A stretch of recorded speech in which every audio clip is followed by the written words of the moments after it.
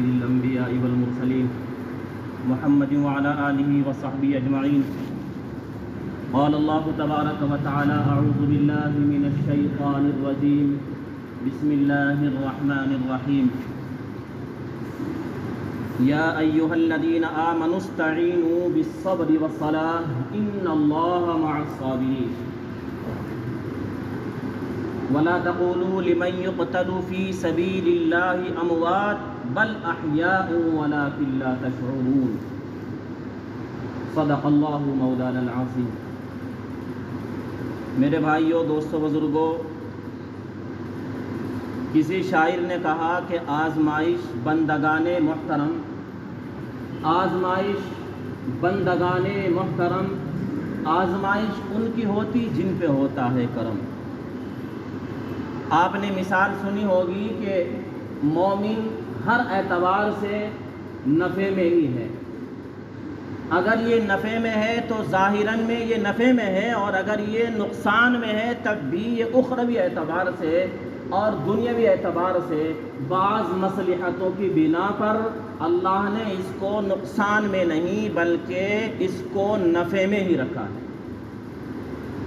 انسان کے اوپر اگر کوئی مصیبت آتی ہے، پریشانی آتی ہے، تو بعض مرتبہ اللہ تبارک و تعالی چھوٹی پریشانی دے کر بڑی پریشانی سے اس کو بچاتے ہیں، اور بعض مرتبہ اس کے لیے اسی پریشانی میں فائدہ مضمر ہے تو اللہ تبارک و تعالی نے نفع نہیں بلکہ نقصان دے کر گویا اس کو فائدہ پہنچایا ہے.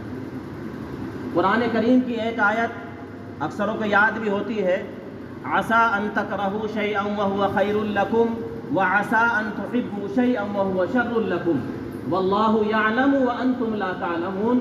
ایمان والو، تم بعض چیزوں کو اپنے لیے خیر سمجھتے ہو لیکن وہ اللہ کے یہاں خیر نہیں ہوتی، اور بعض چیزوں کو تم اپنے لیے شر سمجھتے ہو جبکہ وہ اللہ کے یہاں تمہارے لیے شر نہیں ہے بلکہ اس میں شر میں خیر مضمر ہے. واللہ یعلم وانتم لا تعلمون. اللہ زیادہ بہتر جانتے ہیں، تم نہیں جانتے. ہم اس چیز کو دیکھتے ہیں جو ہماری نظروں سے دکھائی دیتا ہے. دیوار کے پیچھے، نظر کے پیچھے، نظر سے اوجھل، ہماری نظروں سے غائب کہاں کیا ہے وہ اللہ ہی بہتر جانتے ہیں، ہم نہیں جانتے. اللہ تبارک و تعالیٰ نے مثال دے کر سمجھایا کہ دیکھو، ایک عورت ہے، اس کے پیٹ میں حمل ہے، وہ گھر کے کام کاج میں مصروف ہے، مشغول ہے، لیکن حمل کی پرورش اللہ تبارک و تعالیٰ اندھیری کوٹڑی کے اندر اس کو سانس بھی پہنچا رہے ہیں، اس کو غذا بھی پہنچا رہے ہیں، اور آدمی دنیا میں آنے کے بعد منہ کے ذریعے سے کھاتا ہے. جب ماں کے پیٹ میں ہوتا ہے تو ماں کے پیٹ میں وہ منہ سے غذا حاصل نہیں کرتا بلکہ ناف سے جڑی رہتی ہے، سانس بھی ناف سے ہی لیتا ہے، اور انسان اپنی غذا بھی وہیں سے فراہم کرتا ہے اور وہیں سے اس کی نشو نما ہوتی ہے. انسان کھاتا کچھ بھی ہے، انسان کے اندر جو غلیظ مادہ ہوتا ہے وہ غلیظ ہے، لیکن اللہ تبارک و تعالی خون، گوشت، پوست، ہڈی اور بال، نہ جانے کتنی چیزیں اسی ایک کھانے سے، دال سبزی سے یا گھی دودھ سے، یہ اللہ تبارک و تعالیٰ نے پیدا جو کیا ہے. واللہ یعلم وانتم لا تعلمون. اللہ ہی بہتر جانتے ہیں، تم نہیں. خیر، مختصر یہ ہے، میں نے جو آپ حضرات کے سامنے قرآن کریم کی آیت پڑھی، اللہ تبارک و تعالیٰ کی طرف سے اعلان ہے. دیکھیے، نفع دینا اللہ کا، نقصان پہنچانا اللہ کا حکم. نفع اور نقصان یہ اللہ کے حکم سے ہے. والقدر خیرہ وشرہ من اللہ تعالی. اچھی اور بری تقدیر کا پیدا کرنے والا اللہ ہے. اس بات کا یقین رکھنا ہمیں 100%، یہ ہمارا ایمان ہے، ہمارا اعتقاد ہے اور ہماری ذمہ داری ہے. اب آگے چلتے ہیں. نفع اللہ نے دیا ہے تو نفع میں ہمیں زندگی کیسے گزارنی ہے یہ طریقہ ہمیں سکھایا ہے، اور نقصان بھی اللہ کی طرف سے آیا ہے. نقصان میں ہمیں کیسے رہنا ہے یہ بھی اللہ نے سکھایا ہے. ہمیں بے یار و مددگار نہیں چھوڑا، ہمیں رہبر دیا، قرآن کریم ہمیں عطا کیا. اس قرآن کریم کے ذریعے اور انبیاء کرام کے ذریعے، اور پھر آخر میں لاڈلے حبیب تاجدار بطحہ احمد مصطفیٰ محمد مصطفیٰ سب کہیں صلی اللہ علیہ وسلم کے ذریعے، اور پھر رہتی دنیا تک علماء کو وارث بنایا. العلماء ورثۃ الانبیاء. تو نبیوں کے بعد علماء کی ذمہ داری، اور اس کے بعد ہر وہ شخص جو خیر کی طرف بلانے والا ہے اس کی ذمہ داری. بہرحال یہ اللہ تبارک و تعالیٰ نے بہت سارے طبقات بنائے ہیں. اب ہماری ذمہ داری کیا ہوتی ہے؟ آگے فرمایا یا ایھا الذین آمنوا استعینوا بالصبر والصلاۃ، اے ایمان والو اللہ سے مدد حاصل کرو صبر اور نماز کے ذریعے۔ پہلے صبر ہے، پھر ساتھ ساتھ نماز ہے۔ نقصان جب انسان کو ہوتا ہے تو نقصان کے فوراً بعد کیا کرے گا؟ صبر کرے گا۔ آمنوا استعینوا بالصبر، فوراً صبر کیا جائے گا، اور اس کے بعد کیا کیا جائے گا؟ بالصبر والصلاۃ، صبر اور نماز کے ذریعے سے مدد حاصل کرو۔ اور اللہ نے پھر اعلان کیا ان اللہ مع الصابرین، جاؤ ہم صبر کرنے والوں کے ساتھ ہیں۔ اب جس کے ساتھ اللہ ہے وہ نقصان میں کیسے ہو جائے گا؟ نہیں ہوگا۔ ہماری عقل کا پھیر ہے، ہماری ذہن کی خباثت ہے، ہماری نظر کا اوجھل پن ہے، ہماری نظر کا پردہ ہے، لیکن اللہ جس کے ساتھ ہے وہ کبھی نقصان میں نہیں ہوگا۔ ایک نقصان اگر ہوا ہے، نہ جانے ایک راستہ جب بند ہوتا ہے اللہ تبارک و تعالیٰ کتنے راستے اس کے لیے کھولتے ہیں۔ اب ہم نے کیا کیا ہے؟ جب انسان نفع میں ہوتا ہے سب سے پہلے اللہ کو بھولتا ہے، متکبر ہوگا، حاسد ہوگا، ظالم ہوگا، بدتمیز ہوگا، بد اخلاق ہوگا، اور نہ جانے اس کی کمر کے اندر، اس کی گردن کے اندر کتنے ایٹے ہوں گے، اس کی نظر کے اندر کتنے جول ہوں گے۔ تو جہاں نفع ہوا کس کو بھولا؟ اس اللہ کو جس نے نفع دیا۔ اور جب نقصان ہوتا ہے تو کس کو بھولتا ہے؟ اس اللہ کو جس نے نقصان دیا۔ اب آپ دیکھیں کہ یہ مسجد جمعہ کے دن بھی خالی ہے۔ جمعہ کے دن ہمارے ٹھیکیدار ہوں چاہے مزدور ہوں، کام کرنے والے ہوں، کتنے لوگ ہیں جنہوں نے کئی جمعے چھوڑ دیے ہیں لگاتار۔ اور وہ ایسے نہیں، ہماری نظروں کے سامنے ہیں، میں بھی جانتا ہوں، آپ بھی جانتے ہیں، اور وہ خود بھی اس چیز کو جانتا ہے کہ میں مجرم ہوں اللہ کے یہاں۔ ارے بھائی نقصان دیکھو، نقصان میں اللہ نے کیا ہمیں کہا؟ نقصان میں یہ کہا آمنوا استعینوا بالصبر والصلاۃ۔ بھائی اگر نقصان میں ہے تو مدد حاصل کرے کس کے ذریعے؟ صبر کے ذریعے۔ ہم نے صبر چھوڑ دیا۔ پھر فرمایا کہ نماز کے ذریعے، نماز ہم نے چھوڑ دی۔ ان اللہ مع الصابرین، اللہ تعالیٰ صبر کرنے والوں کے ساتھ ہیں، وہ کام ہم نے نہیں کیا۔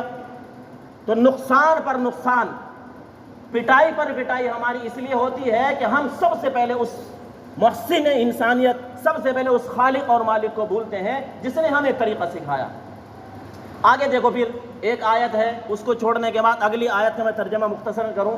قرآن نے مستقل کھلے طور پر اعلان کیا وَلَنَبْلُوَنَّكُمْ بِشَيْءٍ مِّنَ الْخَوْفِ وَالْجُوعِ وَنَقْصٍ مِّنَ الْأَمْوَالِ وَالْأَنفُسِ وَالثَّمَرَاتِ، یعنی باغوں کا مستقل، آپ جو باغوں کا کام کرتے ہو تو آپ کا ذکر قرآن کریم میں ہے۔ باغوں کے کام کرنے والوں کو، پھلوں کا کام کرنے والوں کو اللہ نے حکم دیا ہے، اور نے فرمایا ہم تمہیں ضرور آزمائیں گے۔ وَلَنَبْلُوَنَّكُمْ بِشَيْءٍ مِّنَ الْخَوْفِ، ہم تمہیں ضرور آزمائیں گے۔ تو مسلمانوں یہ ہمارے لیے آزمائش ہے۔ اگر بارش رحمت ہے تو یہ زحمت بھی ہے، اگر ہوا رحمت ہے تو یہ زحمت بھی ہے۔ آگ اگر جلانا جانتی ہے تو یا نار کونی بردا وسلاما علی ابراہیم، وہ ابراہیم کے لیے گل گلزار بھی ہے، اور وہ ٹھنڈی بھی ہے، اور وہ اتنی ٹھنڈی نہیں، جتنا فریجر ہوتا ہے کہ ٹھنڈ میں بھی تکلیف ہوتی ہے، اتنی ٹھنڈی کہ امن چین سکون والی۔ وہی آگ جو آگ ہے آج وہ ٹھنڈی ہے۔ اسی آگ میں جلانے کے واسطے حضرت ابراہیم خلیل اللہ کو ڈالا گیا تھا، اور وہیں سے وہ ماشاءاللہ تازہ دم حشاش بشاش نکل رہے ہیں۔ تو اللہ کی طرف سے ہمیں اعلان کیا ہے؟ وَلَنَبْلُوَنَّكُمْ بِشَيْءٍ، ہم تمہیں آزمائیں گے۔ اگر پچھلے سالوں میں دیا ہے اب نہیں دیں گے، اور اب نہیں دیا تو اگلے سال، آئندہ سال پھر دیں گے، اس میں نہیں دیا تو کسی اور میں دیں گے۔ ارے بھائی دینا تو کام اللہ کا ہے نا۔ قرآن کہتا ہے وَمَا مِن دَابَّةٍ فِي الْأَرْضِ إِلَّا عَلَى اللَّهِ رِزْقُهَا، کوئی دابا، کوئی چوپایا، کوئی جاندار ایسا ہے ہی نہیں، وہ انسان ہو یا جنات ہو، کیا پتھر کے اندر کیڑی کو نہیں کھلاتا؟ کیا سوراخ کے اندر 6 مہینے کا غذا کر کے جو کیڑی رکھتی ہے اسے اللہ نے نہیں سکھایا؟ کیا پرندے خالی پیٹ نکلتے ہیں، وہ بھوکے پیٹ آتے ہیں واپس؟ انسان، ہم اور آپ رات کو بھوکے سوتے ہیں، رات کو کھا پی کے سوتے ہیں، صبح کو اٹھتے ہیں، کیا پھر نہیں ملتا؟ ملتا ہے۔ لیکن آزمائش کس کی طرف سے؟ اللہ کی طرف سے۔ کئی بار دے کر، کئی بار لے کر، کئی بار چوٹ مار کر، اور کہیں پیار سے، کہیں خوشبو سنگائی جاتی ہے اور کہیں بدبو نظر آتی ہے۔ وَنَقْصٍ مِّنَ الْأَمْوَالِ، جو فرمایا کہ ہم نقصان بھی دیں گے، کمی کریں گے تمہارے مالوں میں، تمہاری جانوں میں، اور تمہارے پھلوں میں، تمہارے پھلوں میں بھی ہم کمی کریں گے۔ وَالثَّمَرَاتِ، ثمرات کا مطلب پھل۔ وَبَشِّرِ الصَّابِرِينَ، اور پھر فرمایا، پہلے سب فرمایا تھا کہ ہم صبر کرنے والوں کے ساتھ ہیں، اب یہاں فرما رہے ہیں تھوڑی دیر کے بعد کہ وَبَشِّرِ الصَّابِرِينَ، بشارت ہے، خوشخبری ہے صبر کرنے والوں کے لیے۔ وَبَشِّرِ الصَّابِرِينَ، اور ان کی مثال، ان کا انداز، ان کی حیت، ان کی کیفیت، ان کی حالت اللہ نے بیان کی۔ کیا ہے ان کی حالت؟ الذین اذا اصابہم مصیبہ، جب ان کے اوپر کوئی مصیبت آتی ہے، انہیں کوئی مصیبت پہنچتی ہے تو کہتے ہیں قالوا انا للہ و انا الیہ راجعون، جب ان کے اوپر کوئی مصیبت آتی ہے تو کہتے ہیں کہ ہم بھی اللہ ہی کے لیے ہیں اور ہمیں اللہ ہی کی طرف لوٹ کر جانا ہے۔ الذین اذا اصابتہم مصیبہ قالوا انا للہ و انا الیہ راجعون۔ پھر اللہ نے فرمایا، دیکھو ابھی خوشخبری دی تھی، ابھی صبر کرنے والوں کے ساتھ تھے، ابھی صبر کرنے والوں کے ساتھ اللہ ہے، ابھی خوشخبری ہے صبر کرنے والوں کے ساتھ، اور آگے پھر جو کہہ دیا کہ ان کی یہ حالت ہوگی، وہ یہ کہیں گے ہم بھی اللہ ہی کے لیے ہیں اور اللہ ہی کی طرف ہمیں لوٹ کر جانا ہے۔ آگے مختصر چھوٹی سی آیت کا ٹکڑا اور بچا ہے، آگے فرمایا اولئک علیہم صلوات من ربہم ورحمہ، کہ ایسے ہی لوگوں کے لیے اللہ کی طرف سے رحمتیں ہیں، خصوصی رحمتیں ہیں، خصوصی توجہات ہیں، خصوصی عنایتیں ہیں۔ ارے بھائی عنایتیں تو سب پر ہیں، لیکن ان لوگوں پر خصوصی ہیں۔ کن لوگوں پر؟ جنہوں نے تکیہ کیا ہے اللہ پر، جنہوں نے بھروسہ کیا ہے اللہ پر، جنہوں نے نفع نقصان میں پکارا ہے اللہ کو، جنہوں نے نقصان میں مسجدوں کو آباد کیا، جنہوں نے نقصان میں اپنے باغوں میں نمازیں ادا کی، جنہوں نے نقصان میں جمعہ جنگل میں نہیں ہوتا، اس کے لیے مسجد میں آنا ہوتا ہے، کام کو چھوڑ کر مسجد میں آئے، اگر بیمار ہو جاؤ تو پھر سارا کام پیچھے پڑا رہ جاتا ہے، آپ ہسپتال میں ہوتے ہو۔ اللہ ہم تمام کی حفاظت فرمائے۔ اسلام اور ایمان ہمیں یہ سکھاتا ہے کہ ہمارے اس ہاتھ میں ایمان اور اعتقاد ہے، اس ہاتھ میں وقتی طور پر ہمیں دنیا ہے، ہمیں یہ دنیا کو پھینکنا ہے، ہمیں اپنے ایمان کو ہمیشہ اور حال میں بچانا ہے۔ تو خوشخبری کن لوگوں کے لیے؟ صبر کرنے والوں کے لیے، اور وہ کہتے ہیں ہم اللہ ہی کے لیے ہیں، اللہ ہی کی طرف ہمیں لوٹنا ہے۔ اولئک علیہم صلوات من ربہم ورحمہ، انہی لوگوں کے لیے، انہی لوگوں پر اللہ کی خاص رحمتیں ہیں۔ واولئک هم المہتدون، اور فرمایا کہ یہی لوگ ہدایت پر ہیں۔ کیا فرمایا؟ اپنی زبان سے کہیں، یہ لوگ ہدایت پر ہیں۔ کاہے پر ہیں بھائی؟ ہدایت پر، سیدھے راستے پر، سیدھے طریقے پر۔ اب دیکھیے کسی آدمی کو نقصان ہوا، وقت ہے نقصان بھی اور نفع بھی۔ نقصان والا اگر باغ مالک سے یا جس کے ساتھ کاروبار کرتا ہے اس سے نہیں ملے گا، بچ کر چلے گا اور اس سے راستہ کاٹے گا تو کیا ہوگا؟ وہ آپ کو کوشش کرے گا اپنے پاس بلانے کی۔ اصل تو یہ تھا کہ نفع میں نقصان میں آپ مالک سے ملیں، مالک سے ملنے کے بعد اس سے اپنا معاملہ بیٹھ کے درست کر لیں تاکہ برابر والا کوئی نہ سنے۔ لیکن جب یہ نہیں ہوگا، اس سے بچے گا، پھر مالک کیا کرے گا؟ وہ 10 لوگوں کو بلا لے گا، اور بلانے کے بعد پھر اس کی بے عزتی وہاں ہوگی۔ تو اس لیے سب سے مین چیز ہے دولت، شہرت انسان کو بار بار ملتی ہے، عزت ایک بار ملتی ہے۔ اس لیے میرے بھائیوں، نفع میں بھی اللہ کو راضی کرنا ہے، نقصان میں بھی اللہ کو راضی کرنا ہے، اور بھائی ہمیں اللہ سے مانگنا ہے۔ جب اللہ کے نبی علیہ الصلوۃ والسلام یا صحابہ کرام کو کوئی مصیبتیں درپیش ہوتی، فوراً مسجدوں کا رخ کرتے، اپنے گھروں میں مصلی بچھاتے اور اپنے اللہ سے مانگتے۔